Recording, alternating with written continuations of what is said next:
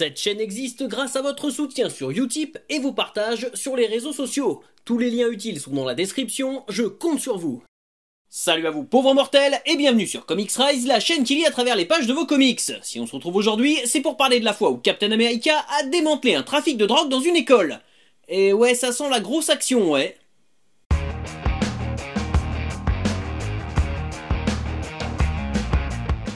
Avant de commencer, je vous renvoie sur une vidéo qui date d'il y a pas mal de temps et dans laquelle j'expliquais déjà qu'il y a un lien entre Captain America et la drogue, puisque cette histoire de sérum de super soldat est bien plus réelle qu'elle n'y paraît. Le lien est dans la description, allez y jeter un œil.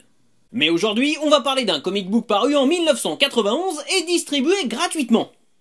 Intitulé Captain America Goes to War Against Drugs, cet épisode, comme le précise la couverture, est né d'une collaboration entre Marvel, le FBI et un organisme de prévention contre les produits stupéfiants. Il existe d'ailleurs plusieurs versions du bandeau en haut de la couverture selon le canal de distribution.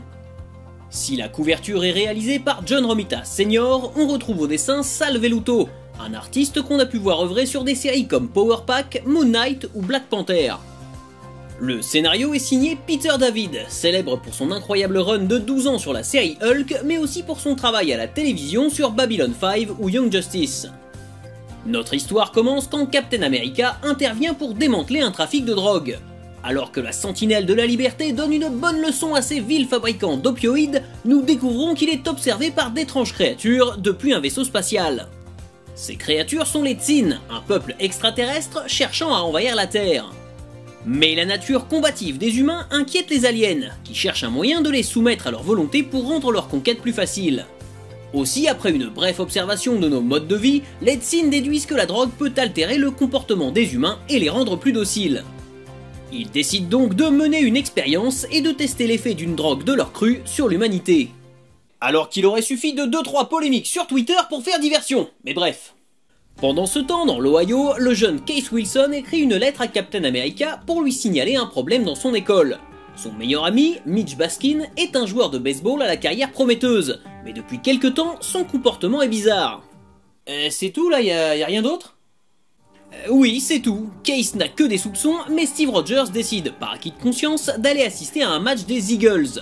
Match durant lequel le fameux Mitch va mettre KO un adversaire en lui envoyant la balle en pleine tête. Un acte qui va confirmer les soupçons de Case quant à son jeune ami, qui avoue lui-même ne pas être dans son état normal.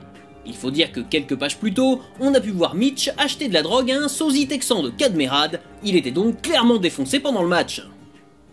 Premièrement, Case, il me semble que c'est pas terrible de balancer ses petits copains, et puis deuxièmement, depuis quand Captain America prend-il le temps de lire les lettres de mecs complètement random? Je sais pas, c'est comme si moi je répondais aux commentaires sous cette vidéo quoi. Captain America profite de sa présence pour lancer un petit message de prévention, et pendant que les parents de Mitch et le coach se prennent la tête pour savoir qui est responsable de la situation, le jeune homme prend la fuite et tombe sur son dealer, à qui il met une grosse patate, révélant ainsi son vrai visage. Effrayé, Mitch poursuit sa course pour finalement être pris à partie par les coéquipiers du gars qu'il vient d'envoyer à l'hôpital. Heureusement, Cap arrive à temps pour calmer les esprits. Et tout ça sans LBD. S'ensuit une petite leçon de morale sur l'inutilité des drogues et sur le fait que nous avons tous des talents à exploiter plutôt que de détruire nos vies. Mitch révèle à Cap qu'il a découvert que son dealer était en fait un monstre extraterrestre, et Steve Rogers ne le croit tout simplement pas jusqu'à ce qu'il voit un éclat du masque de la créature sur le sol. Au moins là, on a confirmation que quand il s'agit de mener l'enquête, Captain America est loin du niveau d'un Batman. Je vous rappelle que ce comic book est sorti en 1991, et donc à l'époque notre Sentinelle de la Liberté avait quand même déjà vu pas mal de choses. Il a été transformé par un sérum de super soldat, congelé pendant plusieurs décennies, il a déjà voyagé entre les dimensions et même affronté Thanos dans l'espace. Mais il ne croit pas à la théorie du dealer extraterrestre, prenant même ouvertement Mitch pour un con. Cela dit, c'est assez révélateur de ce qui ne va pas dans ce comic book. Cette histoire présente plusieurs problèmes. Le premier, c'est que ces aliens ont clairement le plan de conquête du monde le plus foireux de tous les temps.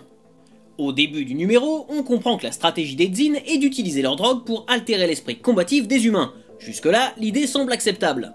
Seulement, plutôt que d'opter pour la solution de droguer les humains à leur insu, en contaminant l'eau par exemple, ils mettent en place un trafic, avec des aliens déguisés en dealers. Et cette idée est particulièrement moisie, non ? Si les humains sont assez forts mentalement pour tenir tête à des envahisseurs extraterrestres en prenant les armes, on peut largement imaginer qu'une bonne partie d'entre eux ne céderont pas à la tentation de la drogue. Et ce sont certainement les plus vulnérables qui en seront les premières victimes, ce qui ne règle absolument pas le problème. Les humains les plus solides moralement ne seront pas impactés par cette stratégie. Et puis il faut se rendre compte que d'un point de vue logistique, c'est tout sauf rapide et discret. Même en imaginant une résistance humaine très coriace, les aliens auraient quand même plus vite fait d'atomiser les grandes capitales et les stocks d'armes pour déstabiliser toute une civilisation. Bon, je sais ce que vous allez dire, hein, on est dans un comic book de super-héros, on est habitué aux incohérences et aux intrigues un peu perchées. Mais c'est pas tout! En fait, la présence même de ces aliens est injustifiée. Il aurait même été bien plus pertinent que Cap continue d'affronter des gangs de trafiquants comme on peut le voir au début de l'histoire. Et ça, c'est sans doute dû au fait que le FBI a mis son nez dans l'écriture de ce numéro, y imposant une vision nécessairement patriotique et un peu trop propre du pays de l'oncle Sam. D'ailleurs, ça explique aussi pourquoi le personnage principal est Captain America et pas le Punisher, qui aurait pourtant tout à fait eu sa place dans cette histoire qui parle de drogue. On peut supposer que le FBI était assez peu enclin à mettre en avant un justicier violent et manifestement hors la loi, lui préférant le super patriote par excellence. Quoi qu'il en soit, les Tzin ne sont pas des extraterrestres pour rien, ils incarnent un danger venu de l'extérieur. Comme si les citoyens américains eux-mêmes ne pouvaient pas représenter une menace pour leurs compatriotes, et comme si le pays ne pouvait pas se consumer de l'intérieur.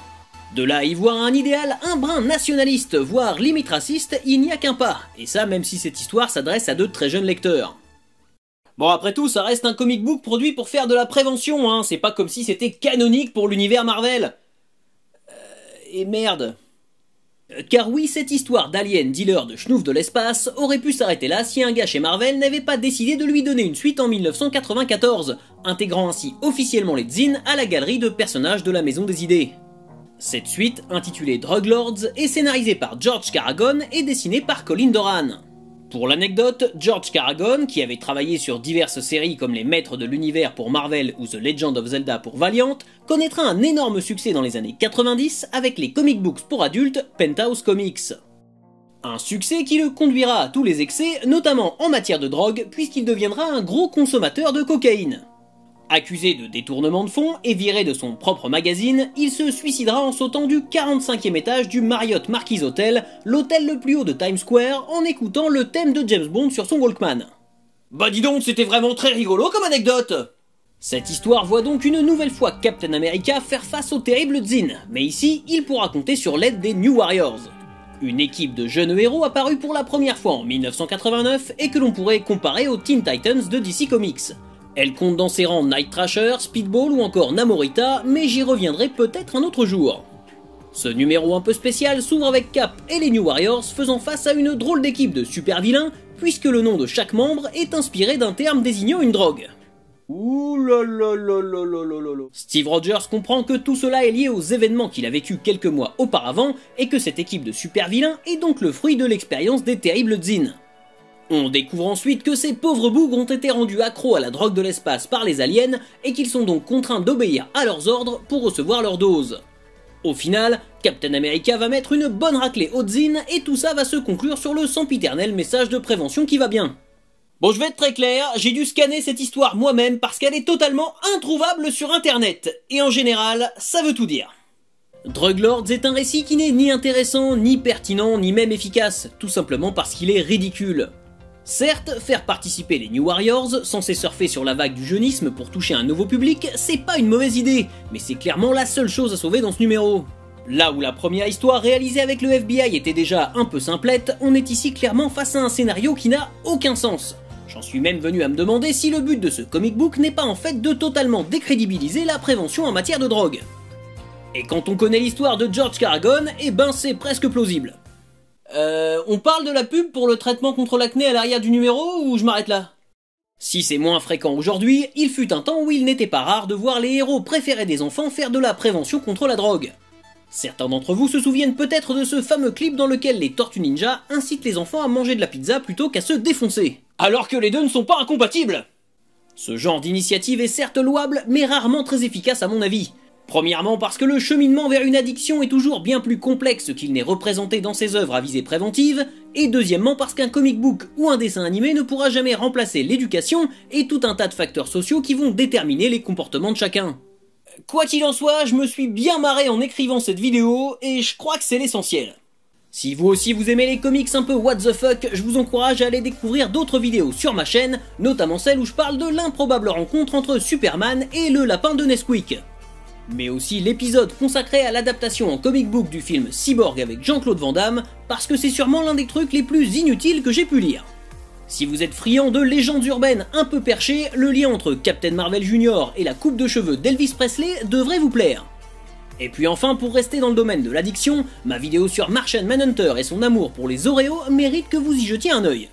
Et croyez-moi, j'ai pas encore fait le tour de toutes les bizarreries de la bande dessinée américaine. Voilà, jusqu'à la prochaine fois, je compte sur vous pour avoir de saines lectures. On continue à parler de comics sur les réseaux sociaux, partagez cette vidéo et n'oubliez pas de vous abonner à la chaîne pour ne pas rater la prochaine.